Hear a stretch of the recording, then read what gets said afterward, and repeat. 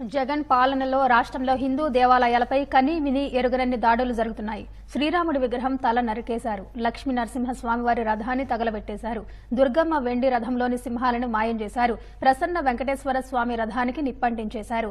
సీతమ్మ తల్లి విగ్రహ విధ్వంసానికి తెగబడ్డారు. గోవిందరాజుల స్వామివారి ఆలయంలో దోపిడీకి యత్నించారు. పదుల సంఖ్యలో ఆలయాల్ని తవ్వేశారు.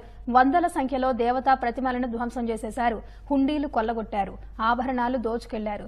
తాజాగా అమరేశ్వర ఆలయంలో హుండీ పగలగొట్టి నగదు దోచుకెళ్లారు.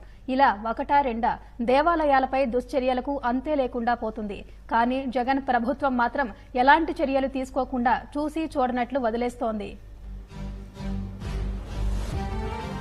ఉభయ గోదావరి జిల్లాలకు సంబంధించి ఒక మాస్టర్ డెవలప్మెంట్ ప్లాన్ ప్రపోజ్ చేస్తా ఉన్నాం. అన్నవరం నుంచి జంగారెడ్డిగూడెం మధ్యాంజనేయ స్వామి వెంకటేశ్వర ఆలయం వరకు లక్ష్మీ నరసింహస్వామి ఆలయం దాకా దాదాపు 28కి పైగా క్షేత్రాలని ఆధ్యాత్మిక